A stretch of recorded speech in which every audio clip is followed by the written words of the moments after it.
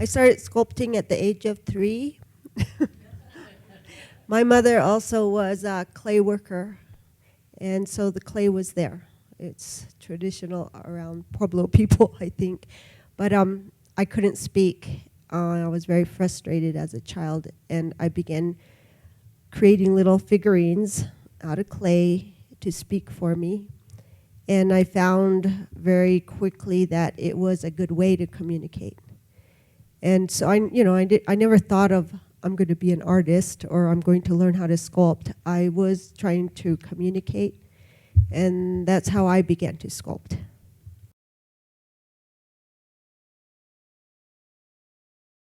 I guess I don't think of myself particularly as a monumental sculptor, although I've done that. But I think in terms of what has been difficult for me was, as a female artist, was the topics. Because I was using sculpture as a means to communicate, my topics were very personal and full of emotion, and that was where I ran into trouble. People were scared of them when they first came out into the public. They're like, what are you doing? You can't show that intimacy, I guess.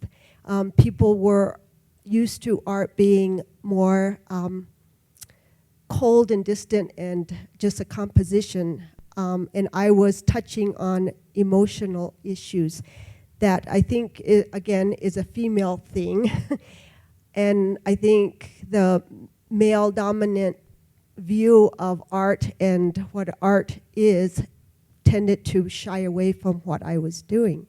I mean, to the point where I had people saying, why would you show those fat women? How can you honor those ugly women in your pieces? Because the ideal of pretty art were, skinny model women. If you were going to sculpt a woman, it's supposed to be what these concepts of female is. And I wasn't sculpting that. I was sculpting something different. And I had to really push my way through to have them be seen with some positive light. Being a female sculptor, and I would have to say a female artist, that the difference between sort of female artists and male artists, and this of course is generalizations, but I think it's very true with this group, is that the topics that we choose to make are very different than what male artists choose to make. And that's what makes this actually very special, because females have a desire to portray different things than what males want to portray. Child, the piece outside of mine called Child, is about presenting a newborn baby to the world. And in Pueblo culture, the naming process is about presenting this child to the day, the beginning of the day, and that the day will present that child's name. So in this piece, I just wanted to honor that moment when new life is presented to the world, and all is watching. Is this moment that I wanted to capture, when the whole world is aware of life, new life, and honoring that. I like the raindrops. The pieces look good. This piece is called Child, and she is presenting her newborn baby to the world, the universe.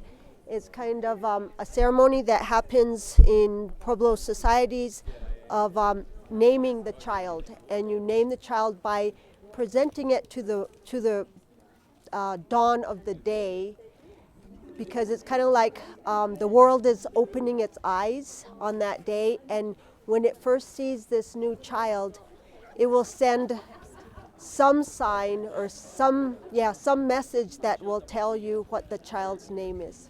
So it's kind of an honoring of new life and awakening, not just for this new life, but for the world to receive this life.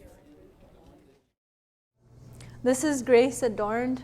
This piece is by my mother, Roxanne Swentzell, and I.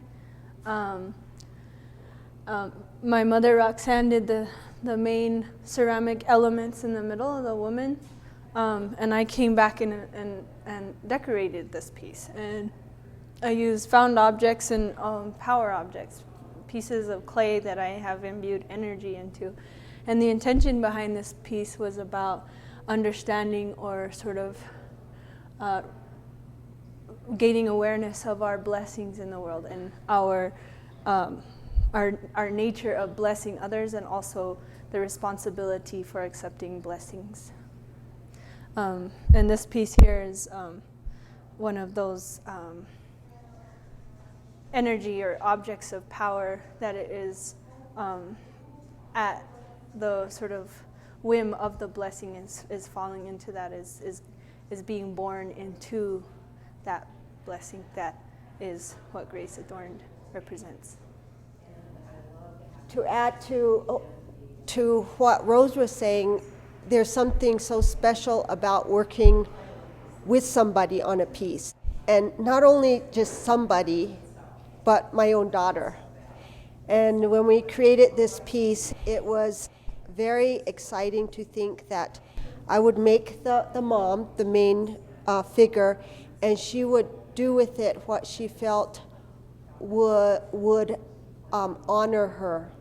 And in the process, I felt honored. I felt like she was, because I relate to my pieces, I felt like she was adorning me with what she did. And I just love this piece for that reason.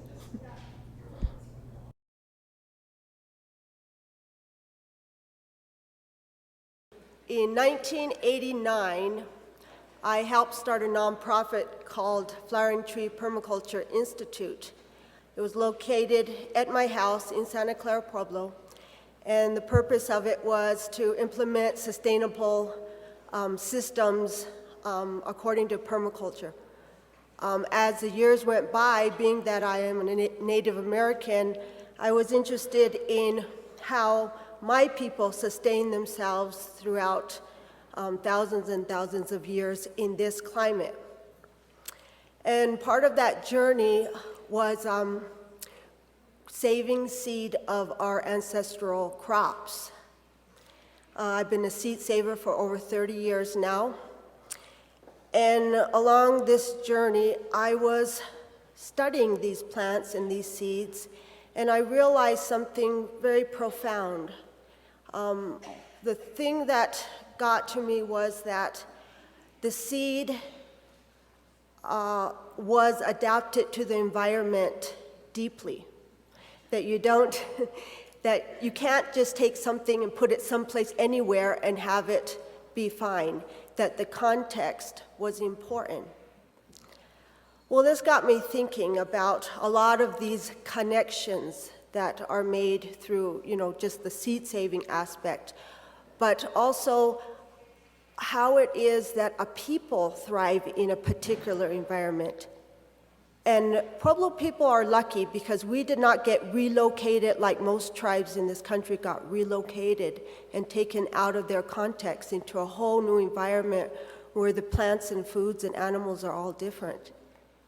So I decided to try an experiment. And a couple years ago, I asked a number of volunteers to help me in doing an experiment where I would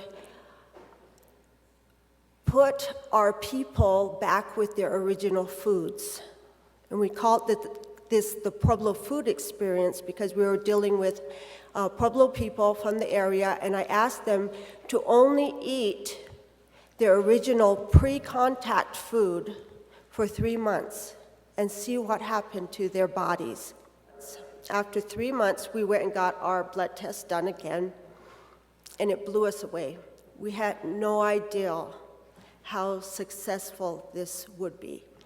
Things that the doctors had told us couldn't ever be fixed were gone. But we had one woman with lupus, and she had been suffering, she's in her 30s, and she was suffering a great deal. She could hardly walk. I think after a month of eating the pre-contact diet, all the swelling went down, and she saw her mother, and her mother broke out in tears saying, "I haven't seen your fingers," because they were so swollen for years and years. We had heart disease patients that the doctors said, "You're absolutely fine." I had huge high cholesterol problems, and for years the doctors were trying to put me on different diets to help my cholesterol drop, and finally they just gave up and said, "You're just genetically high cholesterol, we can't do anything about it." 3 months on this diet, my cholesterol was completely fine. So my experiment of saying that our original diets, because we were traditionally adapted to these foods in this climate, that we would thrive the best with that connection, came true.